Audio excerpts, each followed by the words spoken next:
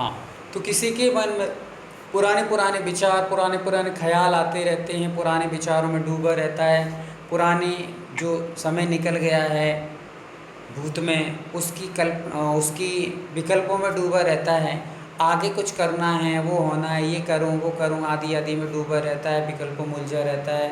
तो बताइए ऐसी कंडीशन में हम उस व्यक्ति को क्या कहें, कौन सा चक्र आपको एक्टिवेट करना है? तो समिता दीदी आप बताइए।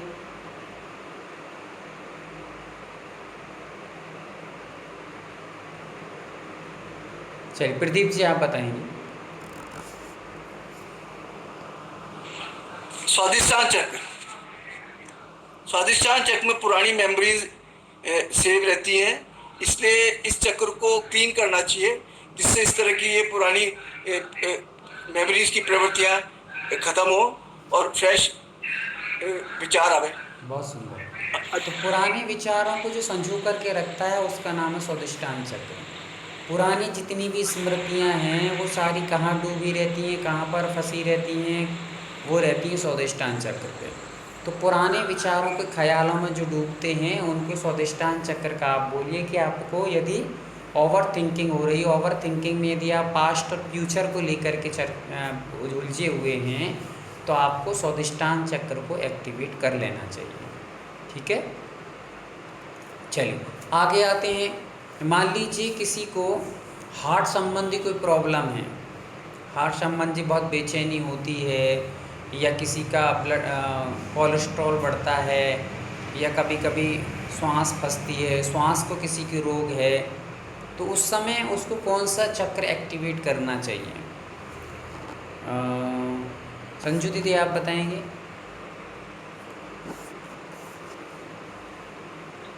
अनाहत चक्र है। अनाहत चक्र, बहुत सुंदर। जब भी कोई हार्ट से लेकर के प्रॉब्लम हो, हमारे सीने से लेकर भी कोई भी प्रॉब्लम हो, हमारा ब्लड सर्कुलेशन हार्ट से लेकर के कोई प्रॉब्लम आ रही है, या हमारे हृदय में कोई बेचैनी होती है, या शुगर बढ़ा हुआ है, ये सारी चीज़ों के लिए हम लोगों को अपने अनाहत चक्र को प्रभावित करना है, अनाहत चक्र को एक्टिवेट करना है, तब जा कर के हमारे ये कंट्रोल होंगे। मान लीजिए यदि किसी को थायराइड है, किसी को बार बार गले में प्रॉब्लम होती हैं, गले से संबंधित खराश होती है, गले से संबंधित टॉन्सिल हो जाते हैं, गले से संबंधित छाले हो जाते हैं, तो ऐसी कंडीशन में उसको हम लोग क्या कहें, कौन सा आप एक्टिवेट करें? तो बबीता दीदी आप बताएंगी।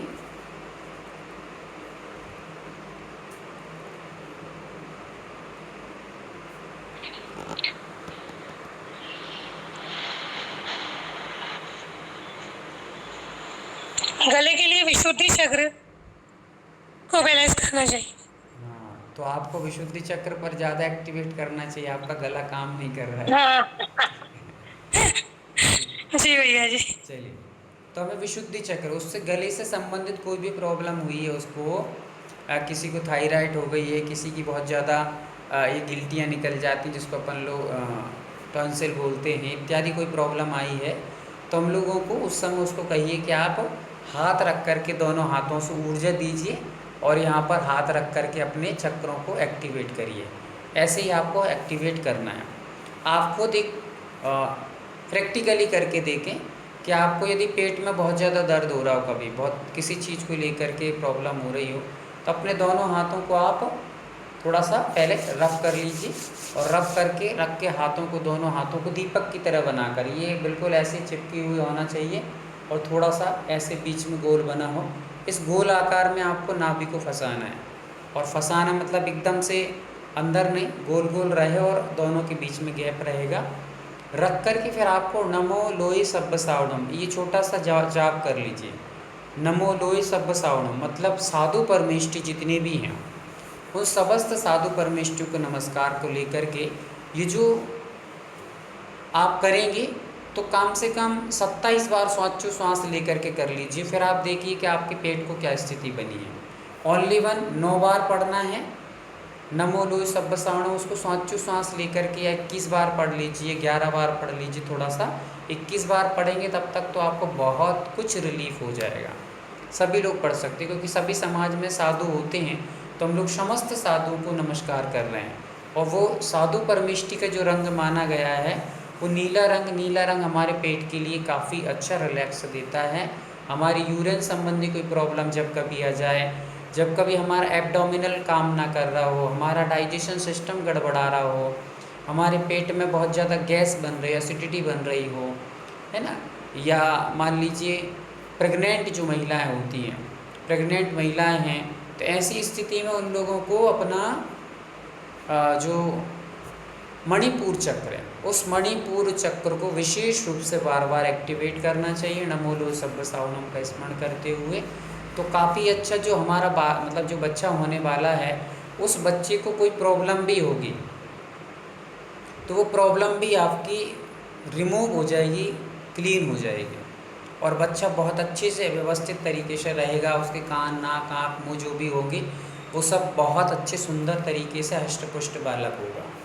तो हमें जब भी कभी कोई प्रेग्नेंट महिला आपसे पूछे कि हम लोगों को ऐसा ऐसा प्रॉब्लम हो रही है या पेट में दर्द है, पीरियड संबंधी, काफ़ी पीरियड संबंधी महिलाओं को प्रॉब्लम रहती हैं, तो उस पीरियड संबंधी प्रॉब्लम को भी आपको यदि दूर करना है, कई बहनें रहती हैं, कई माताएं रहती हैं, कई महिलाएं रहती हैं जिनको पीरियड संबंधी कभी गड़बड़ होता रहता है, तो उस समय आप लोगों को ये चक्र को एक्टिवेट करिए, तो आपका जो भी यूरिन संबंधी या ब्लड संबंधी या पीरियड संबंधी प्रॉब्लम है वो बहुत जल्दी से ठीक होगा।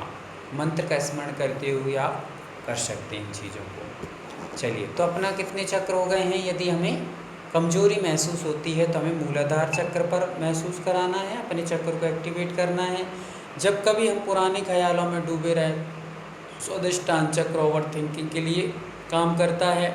फिर यदि हम लोगों को एब्डोमिनल संबंधी कोई प्रॉब्लम है, डाइजेशन संबंधी कोई प्रॉब्लम है, बच्चा दानी से संपर्क संबंधित कोई प्रॉब्लम है, प्रेग्नेंट महिलाओं को कोई प्रॉब्लम हो रही है या प्रेग्नेंट हैं, वो मान लो कोई दिक्कत नहीं है फिर भी प्रेग्नेंट हैं, तो अच्छे बालक के लिए, बालक की स्वस्थता के लिए और अपने स्वस्थता के लिए उस अपने मणिपुर चक्र को एक्टिवेट करना चाहिए।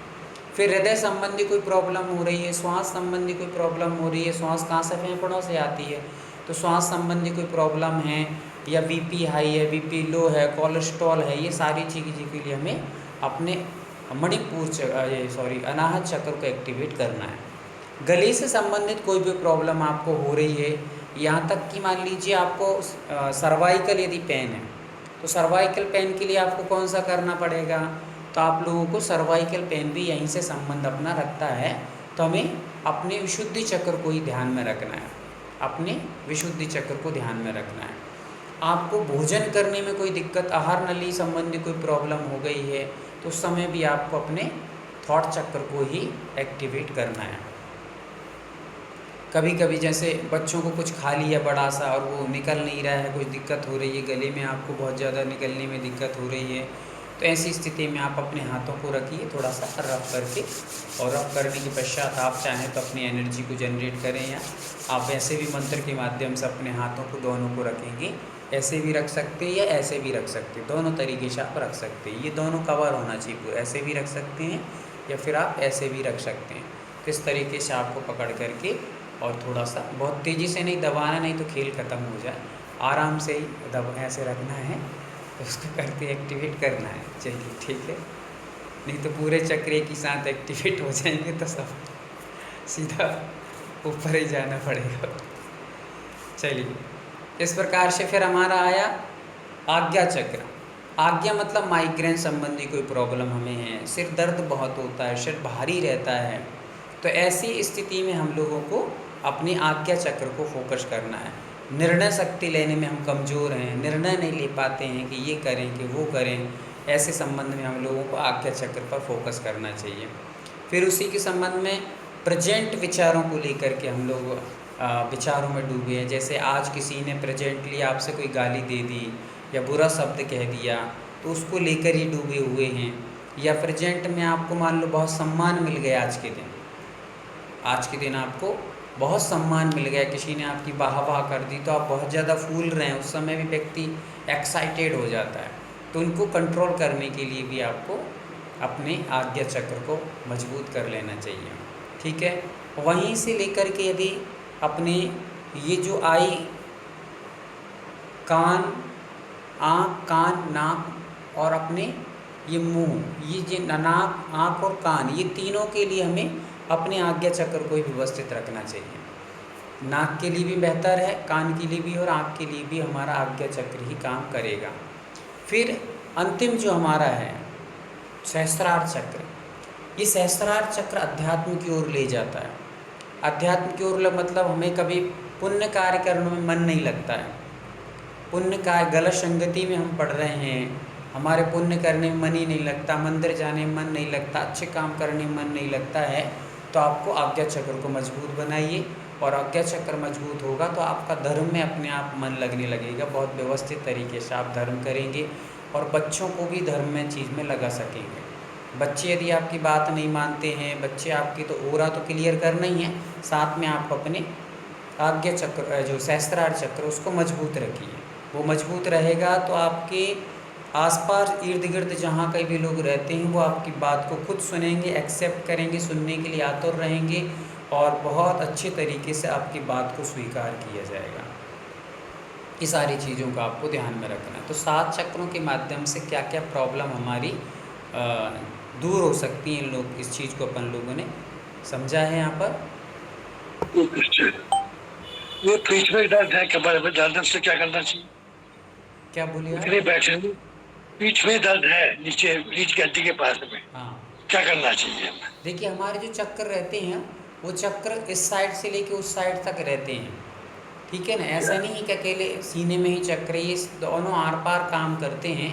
तो आपको यदि मान लीजिए उधर पीठ में अपने दर्द है तो ये हमारा यहाँ से आए, जैसे ही हमारा ये क्या बोलते हैं सहस्त्रार चक्र मजबूत होगा तो आपकी रीढ़ की हड्डी भी एकदम मजबूत रहेगी। आप अपने सहस्त्रार चक्र को मजबूत बनाएं, आपकी रीढ़ की हड्डी भी मजबूत रहेगी। और कमर संबंधी प्रॉब्लम है तो आप अपने मणिपुर चक्र को व्यवस्थित रखिए और अपने स्वादिष्टान चक्र को, ये कमर से रिलेटिव जितनी भी प्रॉब्लम है उनको दूर करेंगे। नाभि से नीचे के जो अंग हैं उन नाभि से नीचे के अंगों को सारे के सारे जो भी मजबूती लाता है तो वो मूलाधार चक्र, मूलाधार चक्र से आपके घुटने के दर्द हैं, आपकी जंघों में खिंचाव रहता है, आपकी पिडलियों में दर्द रहता है, आपके पैर की पंजों में दर्द रहता है, तो मूलाधार चक्र ये कमजोरियों को दूर करेगा, आपके जॉइंट्सों को दूर करेगा। वात, पित्त, कफ ये भी समझ लीजिए आप। वात, पित्त और कफ 3 चीज़ें हमारे बीच में है।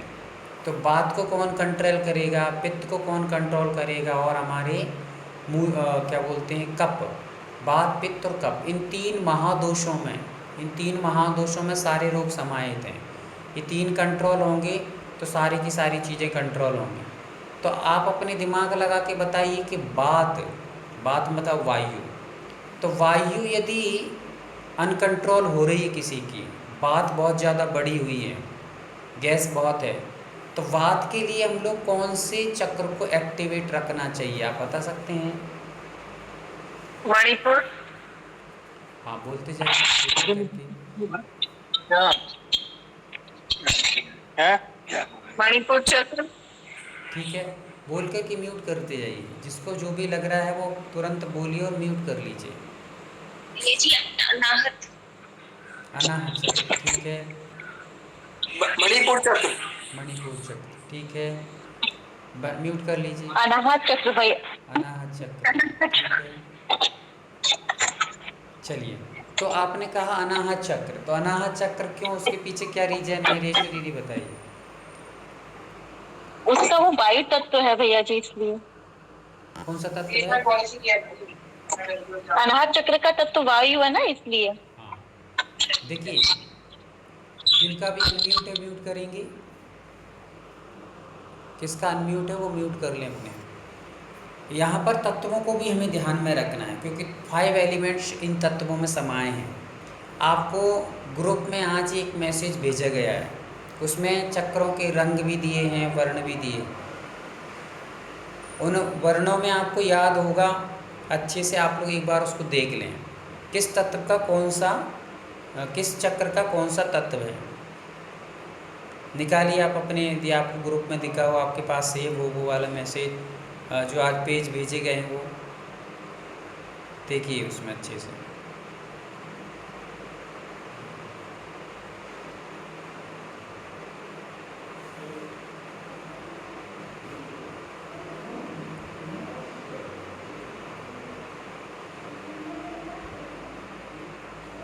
मूलाधार चक्र, मूलाधार चक्र का अपन ने यहाँ पर समझा था कि मूलाधार चक्र का पृथ्वी तत्व है।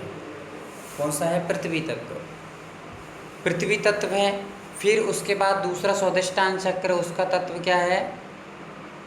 जल तत्व। ठीक है, पृथ्वी जल, देखिए दोनों एक से ही संबंध रखती है। पृथ्वी किस पे होता है? जल पे ही होता है। जल और पृथ्वी का अपने आप में संबंध है। जल कहाँ पर रखोगे आप? जो जल अपने पास आ रहा है वो पृथ्वी से ही आ रहा है, ठीक है ना। आकाश ने भी जल दिया तो आकाश जल भर के रखा है पर छोड़ करके दे देता है, पर पृथ्वी हमेशा उसको संजो कर रखे हुए, आपके लिए हमेशा रखे हुए। जब भी आपको उपयोगी लगेगा आप ले लीजिए। तो विशेष रूप से संपर्क किससे है? जल का पृथ्वी से है, ठीक है। इसलिए ये दोनों चक्र एक साथ, मतलब एक दूसरे पर आधारित, मतलब कि मूलाधार चक्र एक्टिवेट होगा, स्वादिष्टान चक्र अपने आप में आपका एक्टिवेट होने लगेगा। साथ में आज्ञा चक्र और अपन ने एक और चक्र समझा था, उसके एक्टिवेट से भी स्वादिष्टान चक्र एक्टिवेट होता है। तो ठीक है, तीसरा चक्र अपना कौन सा है? मणिपुर। उसका तत्व क्या है? अग्नि। क्या है? अग्नि तत्व है। फिर उसी के साथ में अनाहत चक्र है जिसका वायु तत्व है। ये वायु और अग्नि का भी अपने आप में संबंध है। क्या है? अग्नि का भी वायु के साथ संबंध है। आपने देखा दो दो चक्रों का आपस में संबंध बना हुआ है। मूलाधार और स्वादिष्टान, ये दोनों के जो तत्व हैं वो आपस में मित्र मित्र हैं, ठीक है। वैसे ही तीसरा और चौथा जो चक्र है हमारा, मणिपुर चक्र और अनाहत चक्र, इन दोनों का आपस में मित्रता है। अग्नि को वायु बढ़ाता है, ये निश्चित है। वायु जब भी, अग्नि को जब भी बढ़ाना है तो हवा कर दीजिए तो और भड़कती है। तो ये दोनों मित्र हैं एक दूसरे के, एक दूसरे का सहयोग करते हैं। इसीलिए जब भी कभी वास्तु भी आप लोग पढ़ेंगे तो वास्तु में भी जैसे आप लोग को किचन बनाना है तो किचन आग्नेय दिशा में बना सकते हैं अथवा आप लोग वायव्य दिशा में ही बना सकते हैं। ये दोनों दिशाओं में किचन बन सकती है, दोनों का एक दूसरे से संपर्क है। आप यदि मान लो आग्नेय दिशा में कदाचित किचन नहीं बना पा रहे हैं, कोई कारण बन गया है या आपको उस स्थान पर कुछ और बना लिया है तो वहाँ स्थान नहीं बचा है, तो वायव्य दिशा मतलब उत्तर और पश्चिम के बीच में जो दिशा होती है, उत्तर और पश्चिम के बीच में जो दिशा होती है उसको हम लोग कहते हैं वायव्य दिशा। वायव्य दिशा में भी किचन बनाया जा सकता है। तो वायु और अग्नि तत्व का दोनों का भी मित्रता है आपस में। ये वाला काम ये भी कर देता है, ये वाला ये भी कर देता है, तो ऐसा भी कर सकते हैं, ठीक है। अगला तत्व अपने है पांचवा और छठवा। पांचवा तत्व है आकाश तत्व, एयर स्पेस देता है। फिर उसके साथ छठवा है आज्ञा तत्व, आज्ञा चक्र। इसका तत्व मानसिक तत्व, मानसिक मतलब अपने आप में इसका कोई तत्व ना होकर के ये मन से ही संबंधित रखता है। मन जिस चीज़ को एक्टिवेट कर ले उस समय, मान लीजिए गर्मी बड़ी है तो मन गर्म तत्व में चला जाएगा। यदि आपको बहुत अच्छी ठंडक मिल गई है तो बहुत ठंडा पृथ्वी तत्व और जल तत्व को एग्जर्व कर लेगा। ऐसा ये मन का संबंध है। मन किसी तत्व से नहीं जुड़ा है, विशेष एक फोकस से नहीं जुड़ा है कि एक तत्व से ही जुड़ा हो, नहीं। ये जैसा आपका उस समय नेचुरल प्रकृति होगी उसके अकॉर्डिंग ये काम करने लगता है। आप बहुत शांत रहने लगे हैं, बहुत अच्छे रहने लगे हैं तो मन में पृथ्वी तत्व जल तत्व एग्जर्व करेगा और उसको समझ करके ये और ठंडा होकर के आपको और शीतल शांत बना देगा। और यदि आपका स्वर जो चल रहा है, मतलब जैसे आपको सूर्य स्वर चलने लगा और गर्मी बढ़ रही है आपको किसी कारण से, तो गर्मी बढ़ेगी तो आपका यहाँ पर आज्ञा चक्र किसको ग्रहण कर लेगा? अग्नि तत्व और वायु तत्व को, दो को बढ़ाने का काम करेगा। फिर तो मन अपनी प्रकृति पर आधारित करता है कि आप किस प्रकृति को निर्धारित कर रहे हैं, किस प्रकार के विचारों में डूब गए हैं, है ना।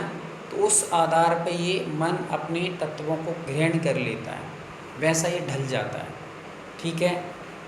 समझ में आ गया? जैसे आपने किसी गर्म चीज़ को खा लिया आज, और गर्मी बढ़ गई, आपको पित्त भड़कने लगा, पित्त भड़कने लगा तो और मन भी चंचल हो जाएगा और आपका सिर दर्द होने लगेगा। तो मन ने भी गर्मी पकड़ ली है। आपकी प्रकृति जैसी हो जाएगी, बाह्य प्रकृति या अंतरंग प्रकृति, दोनों प्रकृतियों के आधार पे ये मन हो जाता है।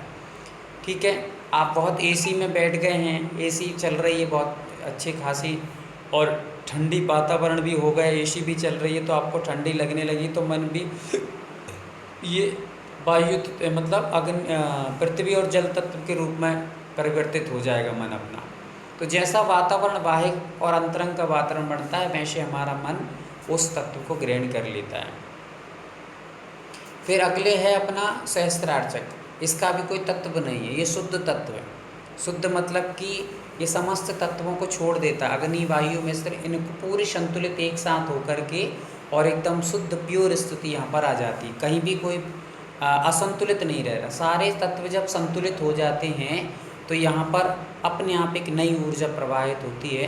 तो सारे तत्वों की संतुलन होने पर ये चक्र एक्टिवेट होता है, इसलिए ये अपनी प्रकृति पर आधारित है। ये दो तत्व जो हैं वो हमारी प्रकृति पर आधारित रहते हैं।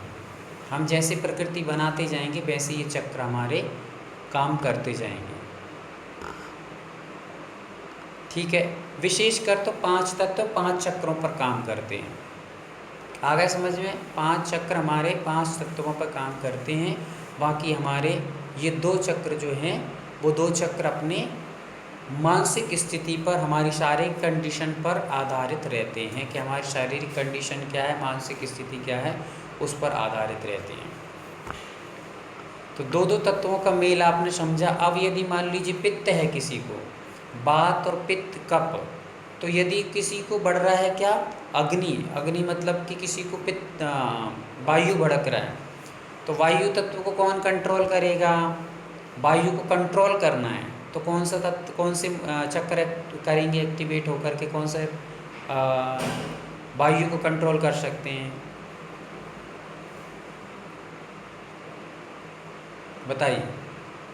हाँ संभव दीदी बोलिए, अनम्यूट कर लीजिए। कौन सा ऐसा तत्व है जो हमारे वायु दोष को दूर करेगा, बात को दूर करेगा? कौन सा चक्र?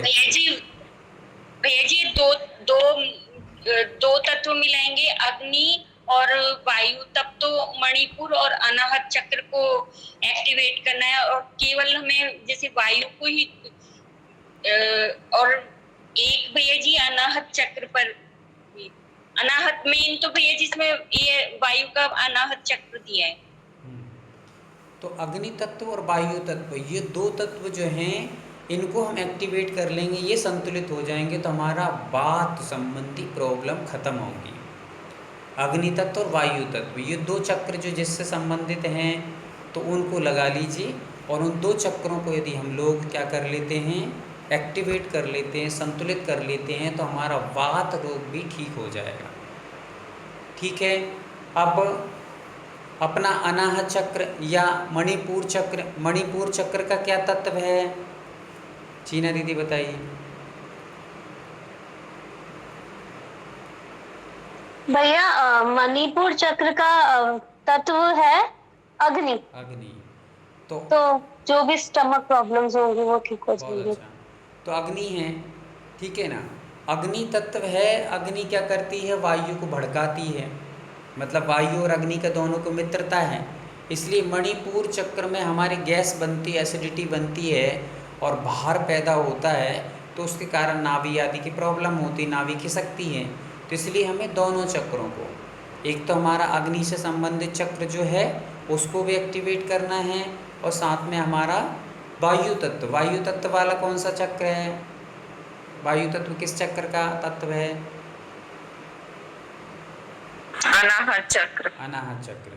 तो जब भी गैस फंसती है, किसी को गैस अटैक मटैक आते हैं, गैस फंसती है, अचानक से किसी को चक्कर आ गए हैं तो गैस फंस गई है, जब हृदय में गैस फंस जाती है तो श्वास निकलने में दिक्कत हो जाए, श्वास पास नहीं हो पाती है, जिसके कारण से व्यक्ति अचानक गिर जाए, चक्कर आ जाए, ये सारी चीज़ें। तो हमें हृदय संबंधी हमारे फेफड़ों में जो हवा जा रही है, वायु जा रही है, वो व्यवस्थित रूप से जाते रहना चाहिए, श्वास हमारी व्यवस्थित चलते रहना चाहिए। इस कारण से हमें दोनों चक्रों को एक्टिवेट रखना है। जब हमें यदि वात बढ़ रहा है, हमारा किसी कारण से वात बढ़ता है, तो वात दोषों को दूर करने के लिए हमें अपने स्वादिष्टान चक्र मणिपुर चक्र और अनाहत चक्र को एक्टिवेट करना है। फिर अब किसी का पित्त भड़क रहा है, तो पित्त भड़क रहा है तो पित्त का तत्व क्या है, पित्त कैसे भड़कता है? पित्त का अर्थ है कि अग्नि भड़कना, तो अग्नि तत्व ही है। पित्त का लक्षण भी अग्नि तत्व से ही होता है। तो इसके लिए भी हमें अपने अनाहत चक्र और अपने मणिपुर चक्र, इन दोनों को साथ में हमारे थॉट चक्र, इसको भी हमें क्या करना है, एक्टिवेट करना है। इन 3 चक्रों के एक्टिवेट होने से हमारा जो पित्त संबंधी रोग है वे शमन हो जाते हैं। पित्त हमेशा हृदय में ये अपने जो हार्ट रहता है इसके नीचे फंसा रहता है यहाँ पर, तो ये पित्त की थैली यहीं रहती है, जो अपने नाभि से थोड़ी ऊपर का स्थान है, यहाँ पर पित्त की थैली रहती है। तो ये पित्त की थैली हमारे नाभि से भी संबंध बीच में है, अनाहत और मणिपुर के बीच में है। विशेष रूप से ये 2 चक्र यदि एक्टिवेट हो गए तो आपका वात प्रॉब्लम भी खत्म होगी और साथ में आपको कफ अपनी जो पित्त संबंधी प्रॉब्लम है वो भी खत्म होगी। अब हमारा आया कफ संबंधी, विशेष रूप से कफ। अब आपको कफ प्रकृति है, तो कफ प्रकृति का तत्व क्या है? कफ मतलब ठंडक। जब भी हमारे शरीर में ठंडक बढ़ती है तो कफ पैदा होता है। तो कफ के लिए हमें क्या करना चाहिए? तो हमें पृथ्वी तत्व और जल तत्व को संतुलित करना है। जब भी आपके शरीर में जल तत्व बढ़ेगा या पृथ्वी तत्व बढ़ेगा तो आपको कफ की प्रॉब्लम होगी, ठीक है। साथ में रहा आकाश तत्व, तो आकाश तत्व आपको स्पेस दे रहा है। आकाश तत्व से विशेष कोई फर्क नहीं पड़ता है। आकाश तत्व और ज़्यादा बढ़ता भी नहीं, कभी बहुत कम अपने आप में संतुलित रहता है, कभी बढ़ने का ज़्यादा प्रॉब्लम नहीं आती है। विशेषकर इन तत्वों पे हमें ध्यान रख कर के वात पित्त कफ संबंधी हम लोग अपने रोगों को भी शमन कर सकते हैं। ये आपको विशेष रूप से ध्यान रखना चाहिए। अब हम लोग भैया जी एक चीज पूछनी है, ये जो आकाश तत्व है विशुद्धि चक्र, आकाश से वायु रिलेटेड नहीं होता? दोनों फ्रेंड्स नहीं होते क्या, वायु और आकाश? आकाश का अर्थ है स्पेस। आकाश का अर्थ स्पेस, वायु नहीं है। आकाश का अर्थ है स्पेस। जैसे आपके नाक में स्पेस है तो ये वायु है, आपके मुंह के अंदर जो गोल गोल है वो स्पेस है, तो ये आकाश तत्व रिलेटिव है। आपके कान में जो छिद्र हैं वो स्पेस है। वैसे पेट है, पेट में स्पेस है। हार्ट में जो भी स्थान अपने बीच बीच में गैप है वो स्पेस जो है वो है आकाश तत्व। आकाश तत्व का अर्थ वायु नहीं है, आकाश तत्व का है स्पेस।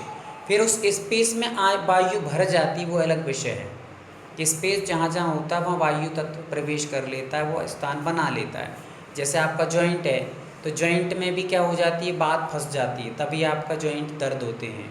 अपनी गैस फंस जाती है, वायु फंस जाती है। जब भी कभी माइग्रेन होता है तो माइग्रेन कैसे होता है, जब वही बात बढ़ते बढ़ते यदि आपके माइंड तक आ जाती है और माइंड की जब आपके ब्लड सर्कुलेशन को अव्यवस्थित कर देती है, धीरे धीरे थप्पा जमने लगते हैं, तो थप्पे जमने लगते वैसे वैसे आपको दिक्कत पैदा होने लगती है।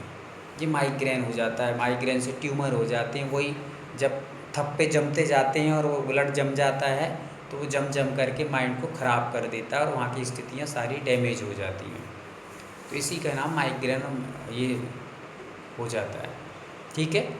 तो स्पेस से कोई तो भैया जब ये माइग्रेन होता है तो हमें विशुद्धि चक्र भी एक्टिवेट करना होगा ना, जिससे ठीक हो।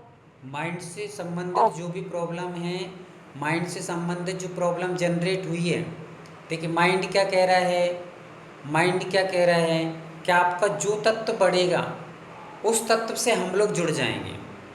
आपके शरीर में गर्मी बढ़ेगी तो मस्तिष्क में गर्मी आ जाएगी।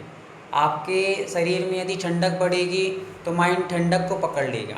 माइंड अपने आप में कुछ नहीं करता है, माइंड अन्य तत्वों के आधार पर चलता है। जैसे जैनिज्म में आपने पढ़ा होगा कि 5 इंद्रियों के आधार पर मन काम करता है।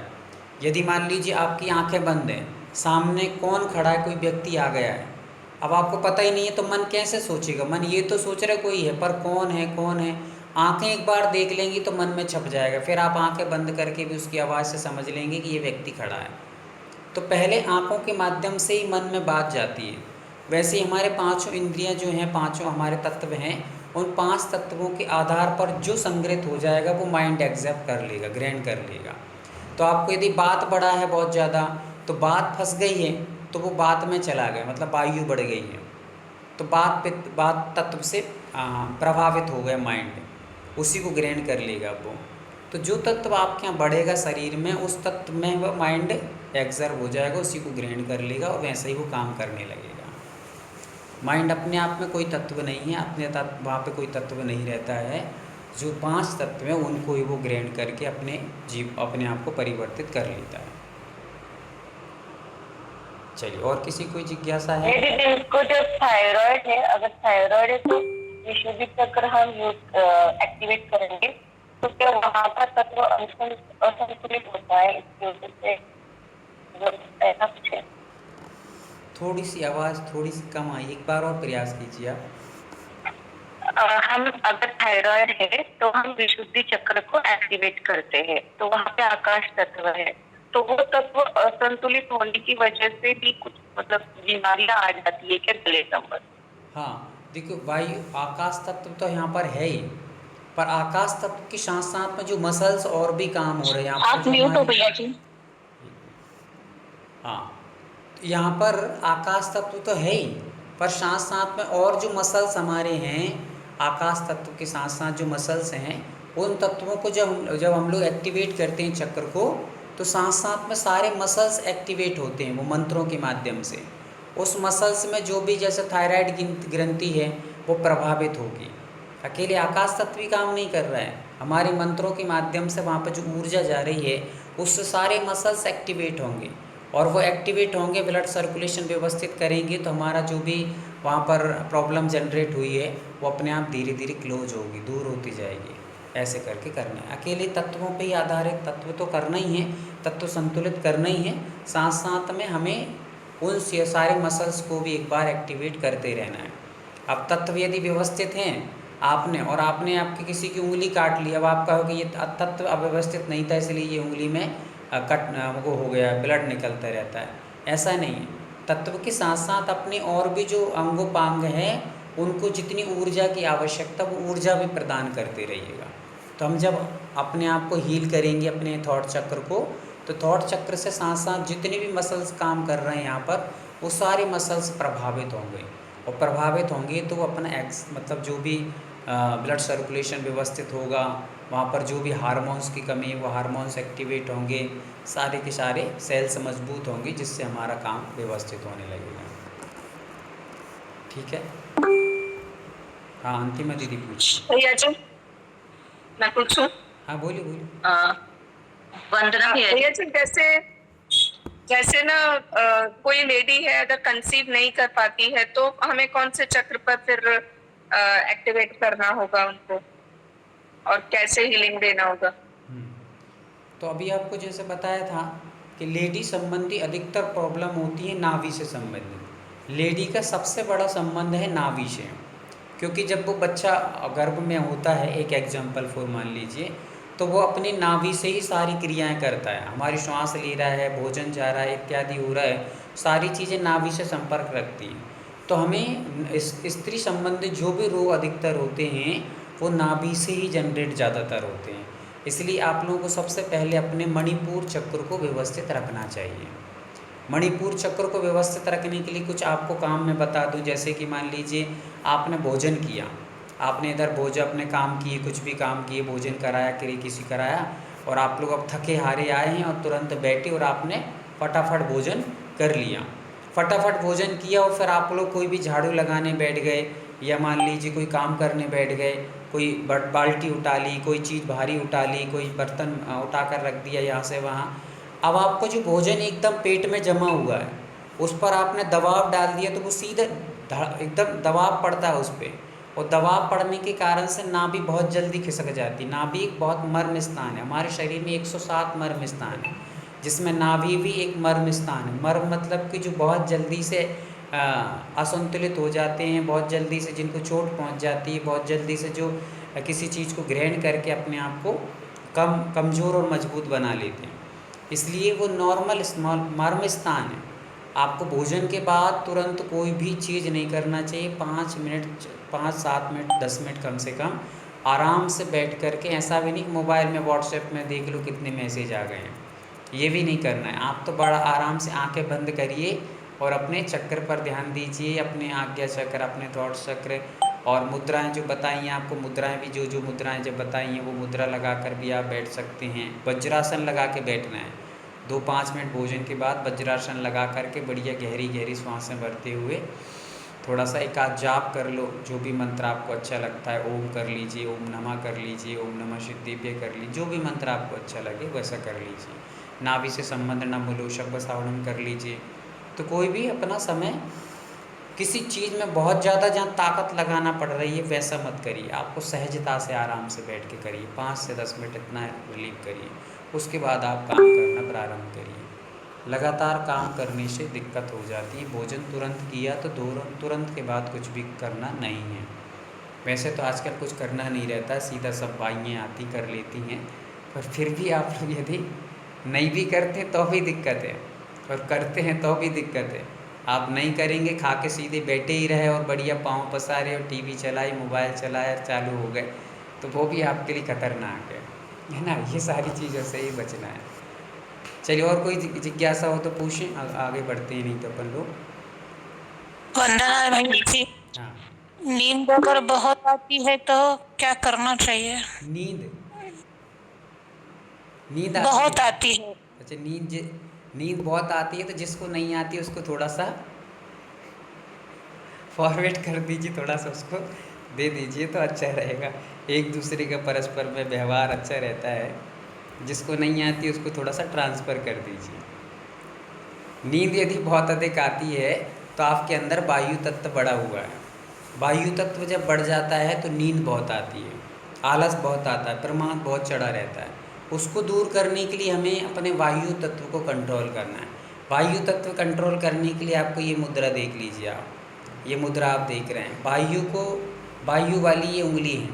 अपन ने प्रारंभ में ये उंगलियों के बारे में समझा था। ये अग्नि तत्व है, ये वायु तत्व है, ये आकाश तत्व है, ये पृथ्वी तत्व है, ये हमारा जल तत्व है। आपका बढ़ रहा है, जब भी कभी बढ़ रहा हो तो बढ़े हुए को ये नीचे लगा लीजिए जड़ में।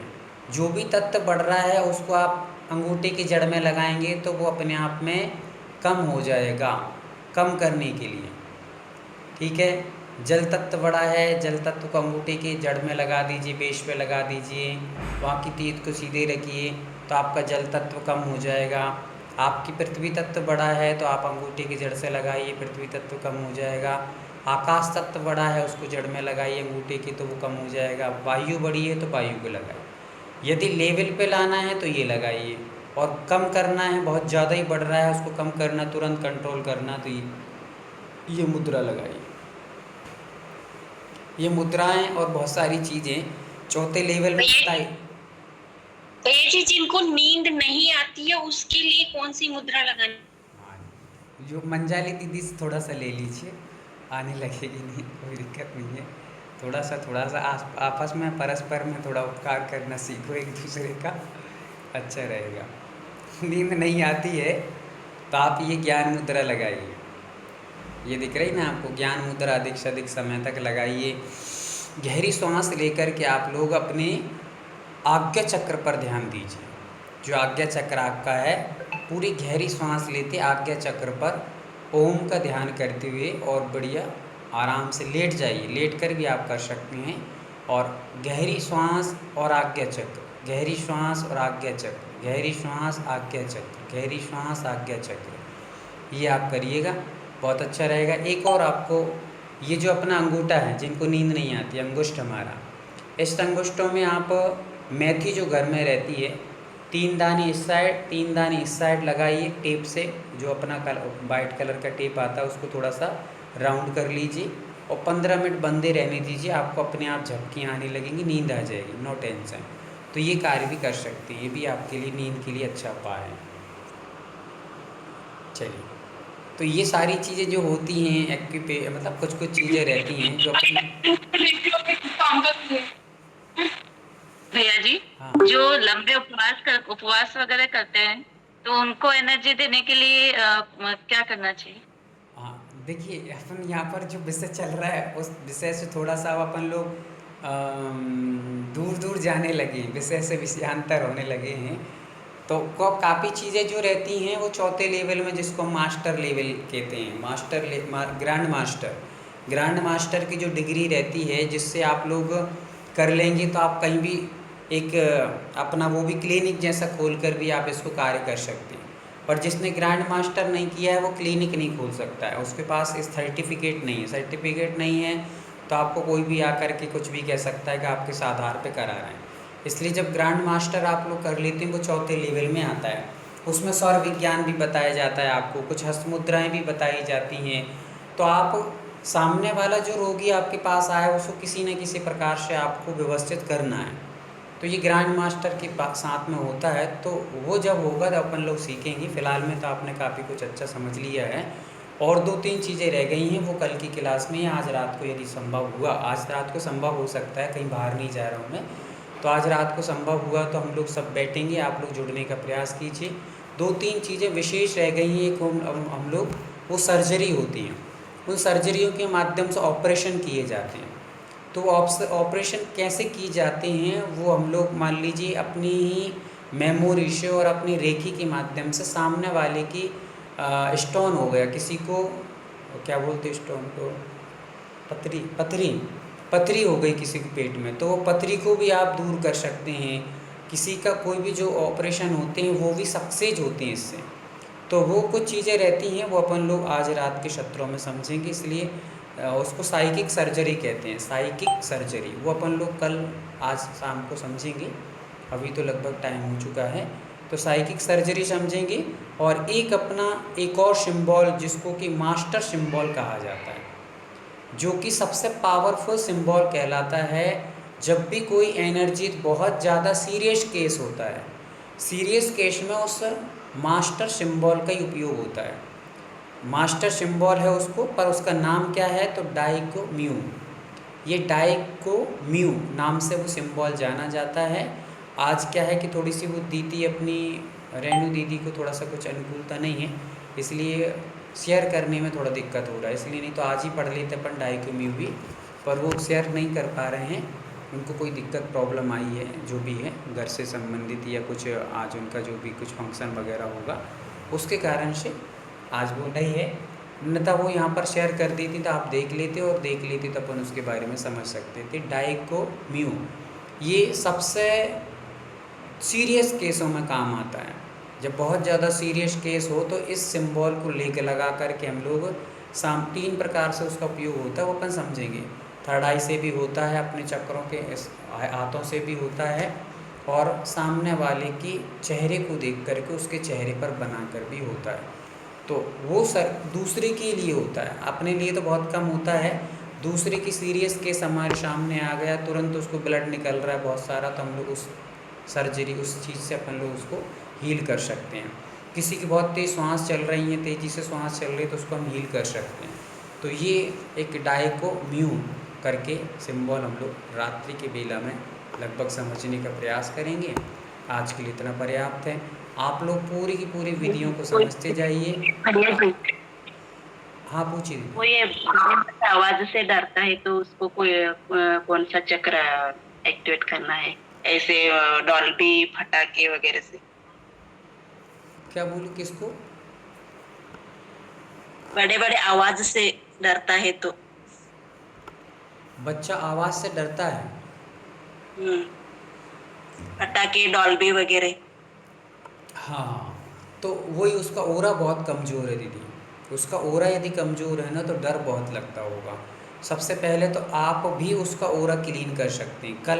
कल या आज ही रात को हमारे ओरे को हम लोग अपने दूसरे को ओरे को भी हम क्लीन करना सीखेंगे। आज भूत का, भविष्य का, वर्तमान का, हम तीनों ओराओं को क्लीन कर सकते हैं। भूत का मतलब कि पहले हम जो कुछ गलतियां करके आए हैं उस ओरे में जो हमारी गलती समाया है तो उनको भी हम क्लीन कर सकते हैं।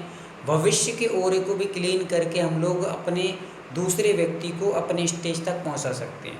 एग्जाम्पल फॉर मान के चलिए, जैसे आपका बच्चा है और आप चाहते हैं कि मुंबई में अच्छे स्कूल में उसका स्कूल या कॉलेज में उसका मतलब चला जाए और उसकी मतलब जो भी वो चलती है काउंसलिंग उसका नंबर आ जाए, आप चाहते हैं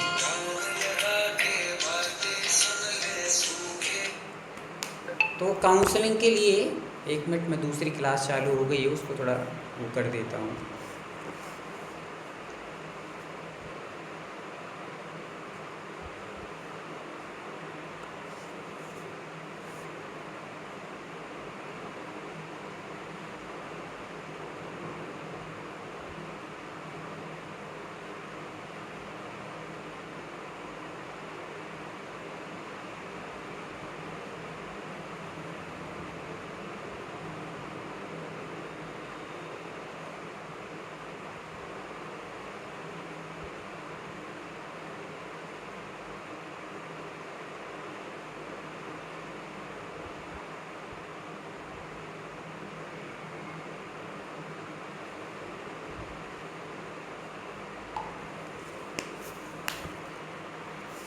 चलिए, क्या बता रहा था मैं आप लोगों को? भूत भविष्य वर्तमान। तो कभी आपको बच्चे को काउंसलिंग कराना है, दूसरे बड़े कॉलेज में एडमिशन कराना है और वहाँ बड़े मुश्किल से होता है, तो आप उस कनेक्शन करके वहाँ पे जो भी टीचर हैं उनको भी कनेक्शन करके आप उनकी ओरे को क्लियर करके और अपनी बात को वहाँ तक पहुँचा सकते हैं। ऐसे करके भी ये सारी चीज़ें होती हैं, वो अपन लोग आज शाम को या कल की क्लास में समझेंगे और लगभग आज और कल में ये कार्य अपने पूरे 3 लेवल अपना पूरा हो जाएगा। फिर आपकी एक आध दिन यदि कोई प्रैक्टिस के रूप में आप लोगों को कुछ चीज़ बताना हो, सुनना हो, समझना हो, वो आपको कर सकते हैं। आप लोग चाहेंगे तो हमें बताना है कैसे करना है क्या चीज़ें, तो अपन लोग उसकी भी क्लास ले लेंगे अलग से। तो अब आप लोग सारी चीज़ों के लिए व्यवस्थित तैयार रहिए, क्योंकि आपका पेपर जैसे ही अब होने वाला, बाकी सब हो चुका है। ठीक है, चलिए आज के लिए इतना पर्याप्त है। सभी को पुनः जय जिनेन्द्र और द्वादशांग जिनवाणी माता की जय, आचार्य भगवंतों की जय। सभी को पुनः जय जिनेन्द्र। सभी स्वस्थ रहें, मस्त रहें, अपने काम में व्यस्त रहें और हंसते मुस्कुराते रहें। शिव मंगल भावना से कनकोला मिलेंगी। जय जिनेन्द्र।